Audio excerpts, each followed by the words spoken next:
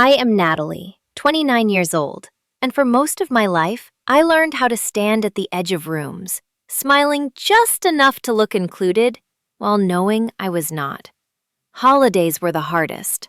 I watched my family celebrate through stories and photos, always believing the next one might be different.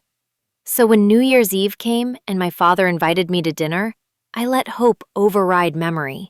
I told myself that a new year could mean a new start, that time softened old wounds, that family eventually made room. I wrapped gifts carefully, the way my mother taught me, each fold neat, each ribbon deliberate, and placed them on the passenger seat of my old Honda, like proof that I belonged somewhere. Snow fell in quiet sheets as I drove to Greenwood, the dashboard clock glowing 9:30 p.m., my palms damp against the steering wheel despite the cold. The house appeared warm and bright from a block away, a Tudor-style home outlined in white lights, laughter spilling faintly into the night. I parked, smoothed my forest green dress, clipped my hair into a loose bun with my grandmother's pearl pin, and stepped out with the bag of gifts heavy on my arm. I told myself not to look like I was trying too hard, but not to give anyone a reason to whisper either. Tonight was about reconnection. Tonight was about hope. When I rang the bell, the familiar chime echoed inside, followed by footsteps. The door opened to my sister Rebecca, framed by chandelier light, polished and silver-clad, her expression tightening as soon as she saw me. Surprise flickered, then hardened into something colder. Her eyes dropped to the gifts and back to my face, and with a dismissive roll that felt like a slap, she made it clear I was not wanted. I froze on the threshold, the sound of music and raised glasses flowing around her words like they belonged to another world. I tried to steady myself, reminding her that our father had invited me, but she leaned into the doorframe, composed, already closing me out. Everyone was busy, she implied, and I should spend the night somewhere else. As the door began to shut, I caught a glimpse past her shoulder. The dining room glowed.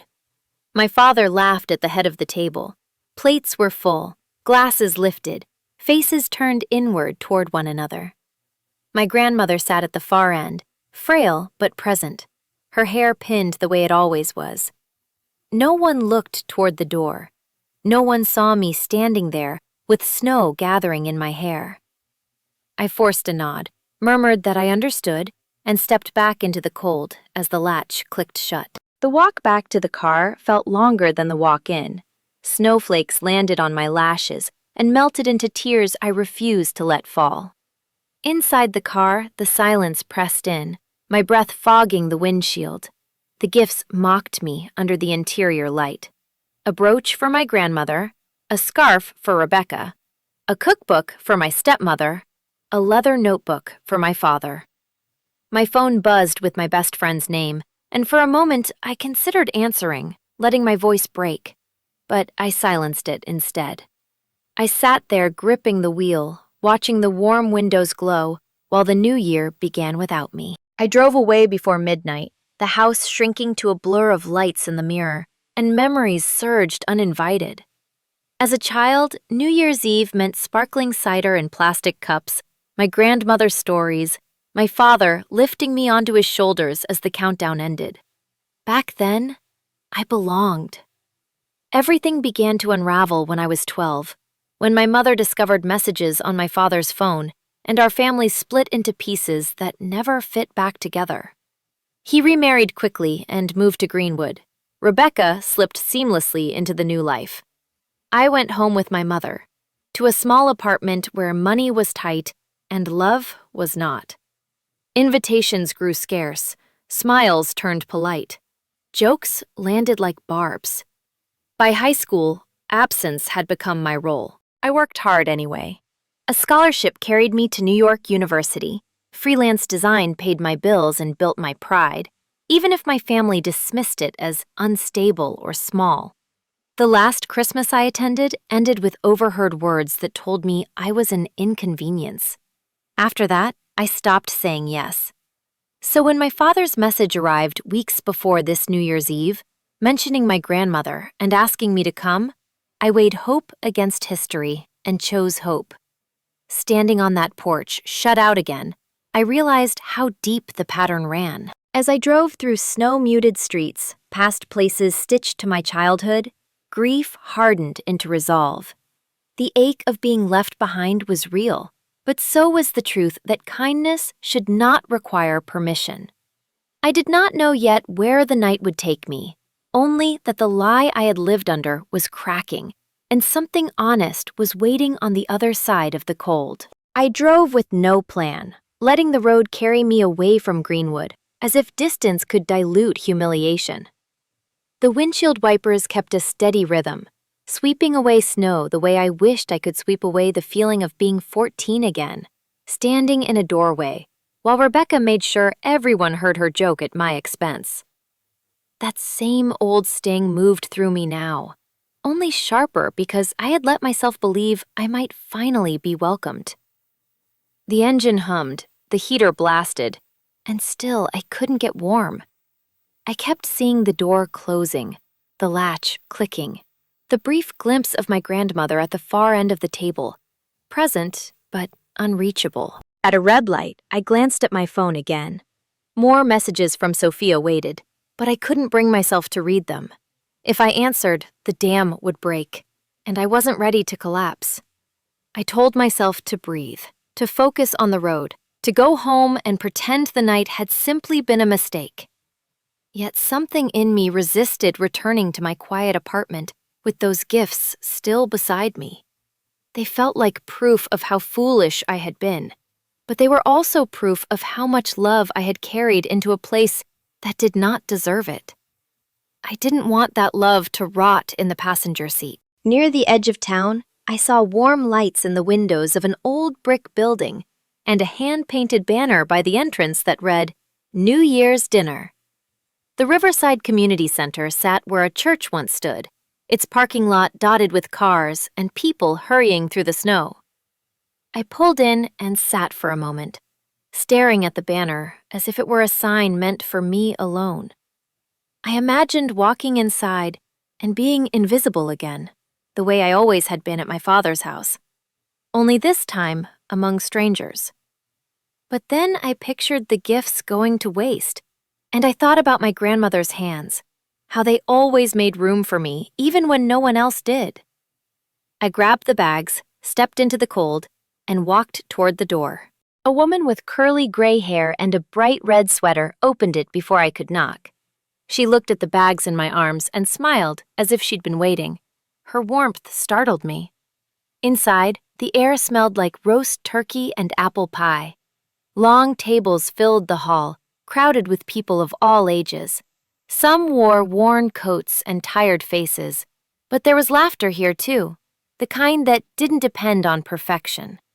The woman introduced herself as Rachel, and when I explained that I had gifts to donate, she accepted them with a gratitude so genuine it made my throat tighten.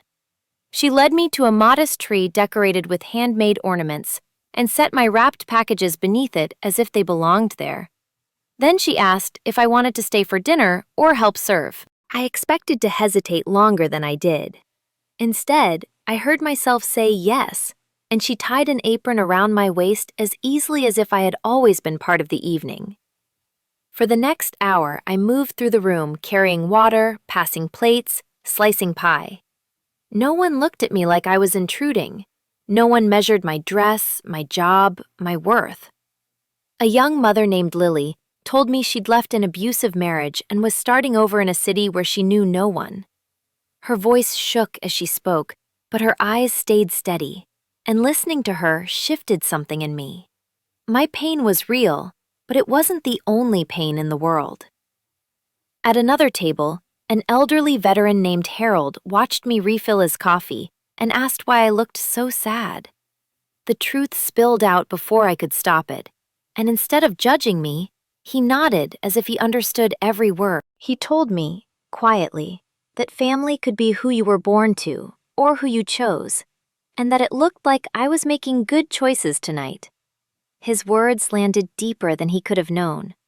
I looked around at people sharing food and laughter without needing each other to be flawless, and I felt something I hadn't felt in Greenwood in years. Welcome. When I caught my reflection in the dark window, cheeks flushed from warmth, hair loosening from its bun, I didn't look like a rejected daughter anymore. I looked like a person who still had value. Near midnight, paper horns appeared, and plastic cups filled with sparkling cider were passed down the tables. Rachel gathered everyone's attention to thank them, her voice bright and sincere. And for a moment, the ache returned, because I had wanted those words from my own family for so long. Then my phone buzzed. I expected Sophia again, but my stomach dropped when I saw my father's name. 3 missed calls, and then another incoming one. I stared at it, frozen, as if answering would pull me back into a world I had just escaped. Rachel noticed my face and pointed me toward a side room. I stepped away and answered, my voice already tight. My father sounded frantic, breath uneven, words tumbling as if he'd been running. He told me there was an emergency, that paramedics were at the house, that my grandmother's blood pressure had spiked, and she was asking for me. The room tilted. The warmth of the community center vanished behind a rush of fear. For all my anger, for all the years of being pushed out, my grandmother was the one person I could not ignore. I promised I was coming and hung up, hands shaking as I reached for my coat. Outside, snow fell harder, and Sophia's car idled at the curb, like she had been summoned by instinct. She stepped out before I even reached her, red coat bright against the white, eyes wide with concern. I told her my grandmother was being taken to St. Vincent's, and Sophia didn't ask questions, didn't hesitate, just opened the passenger door and told me to get in. The drive was less than 15 minutes, but it felt endless. I pressed my palms together in my lap, whispering under my breath that my grandmother had to be okay, that I couldn't lose her now, not after spending so many years trying to earn space in a family that only made room when it suited them. At the hospital entrance, flashing lights painted the snow with red and blue. An ambulance stood at the curb, its back doors open. I saw the stretcher and recognized my grandmother immediately, pale beneath the blanket, oxygen mask covering her face, white hair framing her cheeks. My father stood nearby, dusted with snow, looking older than I remembered. He rushed toward me with relief and guilt tangled in his expression, telling me she'd been asking for me non-stop. I pushed past him and reached for her hand. It felt cold and fragile, but she squeezed my fingers with surprising strength. She whispered that I came, and my eyes stung as I told her I would not leave her. Inside the emergency department, staff moved quickly, monitors beeped, and I stood close enough to feel in the way, yet unable to step back. My grandmother's gaze kept finding me, as if she needed proof I was real. Within minutes, Allison arrived, coat still on, stethoscope around her neck, her face set in professional focus. Bradley followed, restless and pacing. Patricia came in quieter, mascara smudged, hands twisting her purse strap.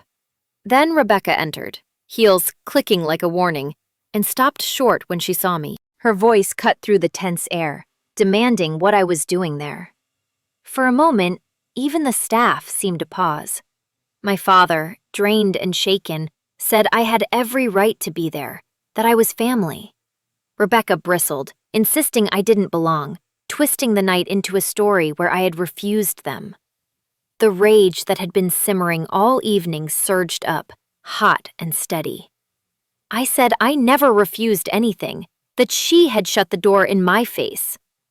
Rebecca's mouth opened, ready to rewrite the truth again. My grandmother's voice stopped her. It was faint but clear, sharp with authority that didn't depend on strength. She told us enough, told us there would be no more lies tonight. The room went still, and in that stillness, I felt it. The shift.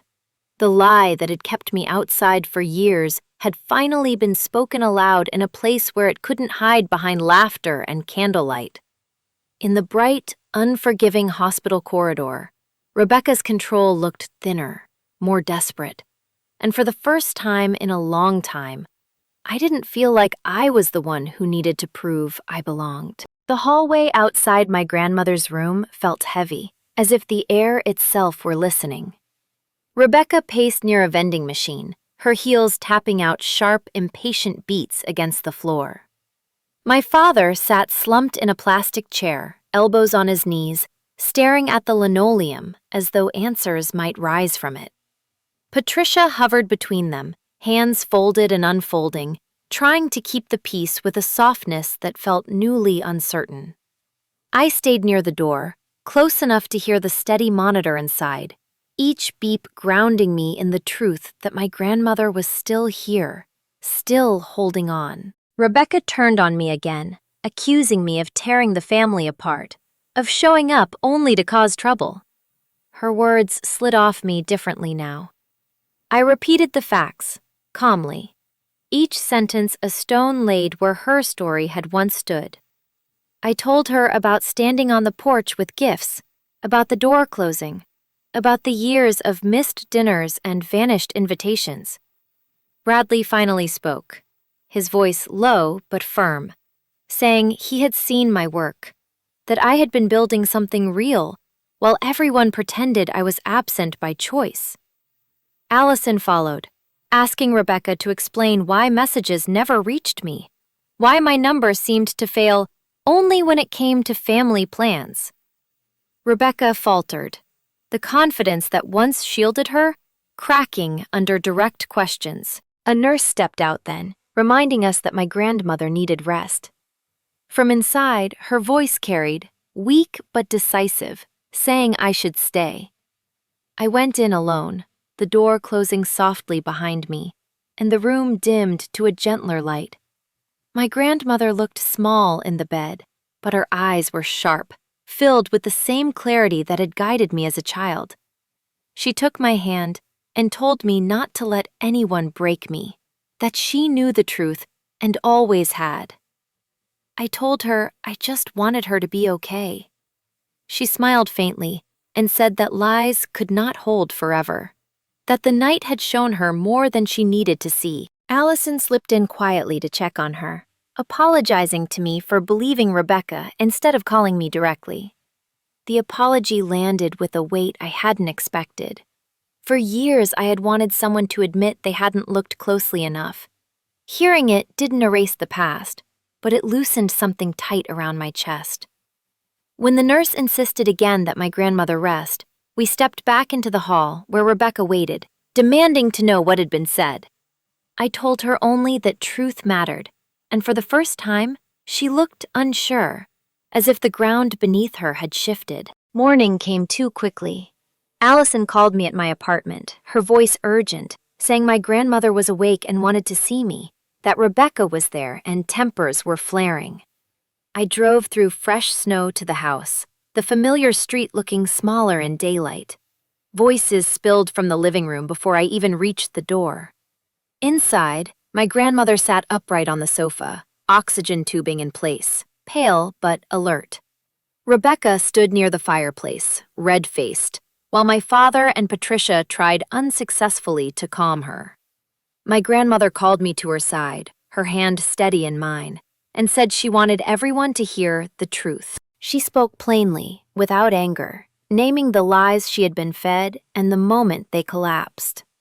Rebecca protested, claiming she had acted for the good of the family, that I was a distraction, a reminder of mistakes best left behind.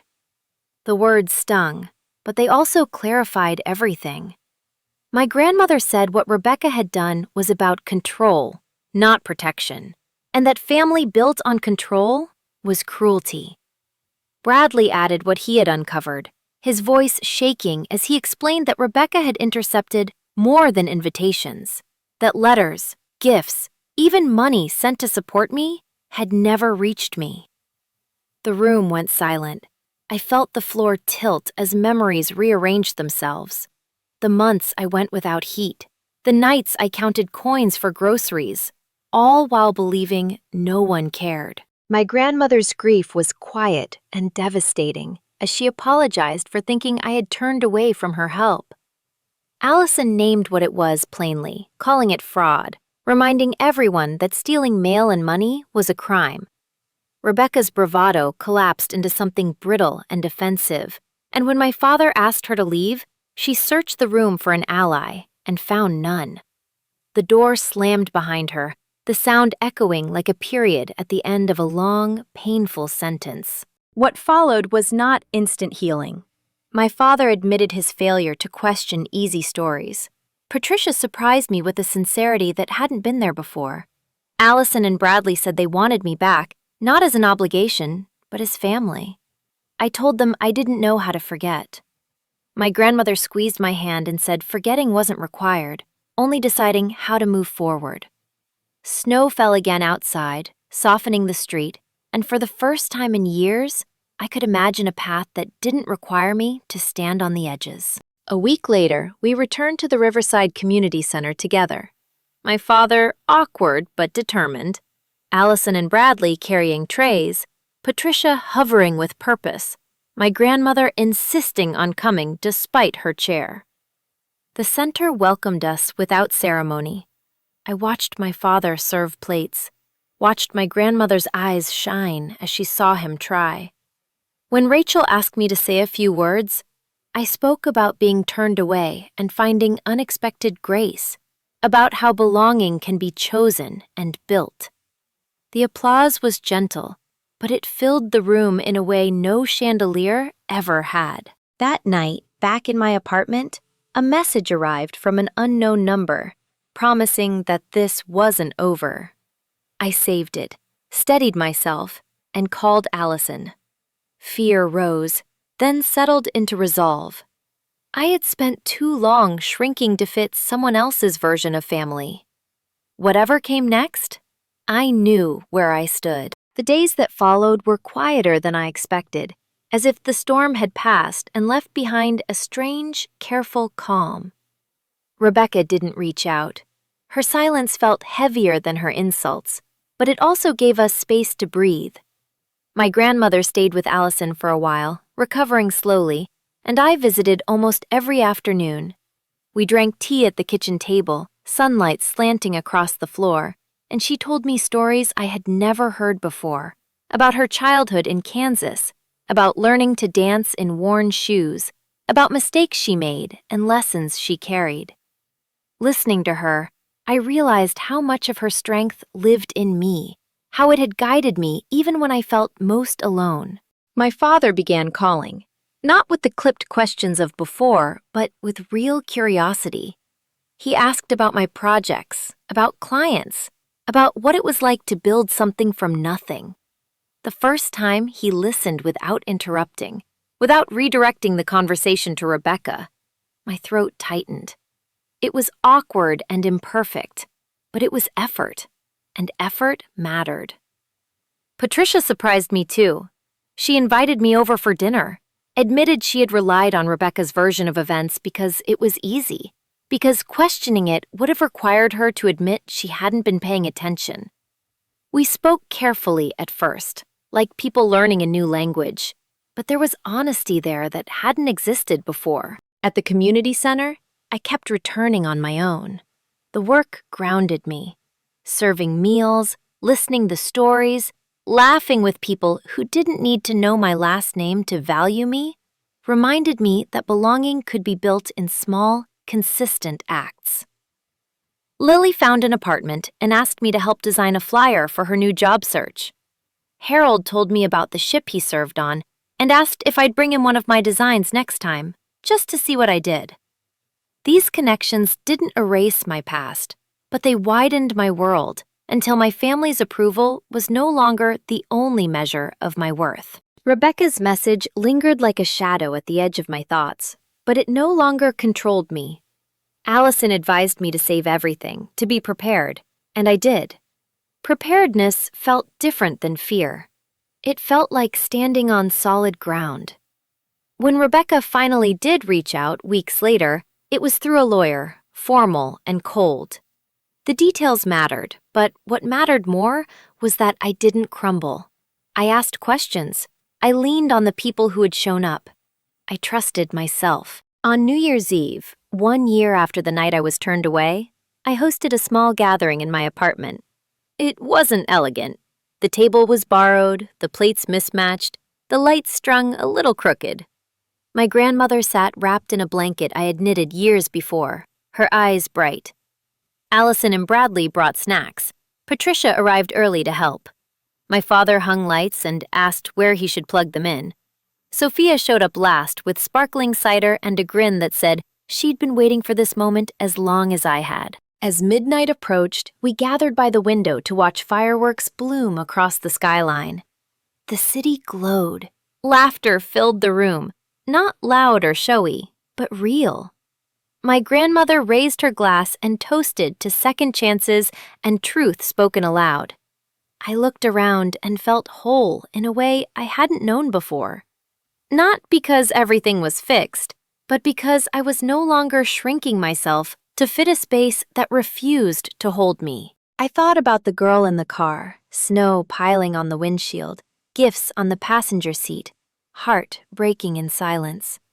I wished I could tell her that the night wouldn't end where it began, that rejection would lead her somewhere unexpected, that choosing herself would open doors she didn't know existed. When the clock struck midnight, Sophia squeezed my hand and whispered that this year would be different. I believed her. If you've ever been shut out, especially by people who were supposed to protect you, I hope you remember this. Belonging is not something you beg for. It's something you build, sometimes with blood, sometimes with choice, always with truth. The year that followed taught me something I hadn't understood before, something deeper than reconciliation or forgiveness. Healing didn't arrive as a single moment where everything suddenly felt right. It came quietly, in ordinary choices, in the decision to answer the phone or let it ring, in learning when to lean in and when to protect my peace. Rebecca remained distant, her presence reduced to tense mentions and careful boundaries.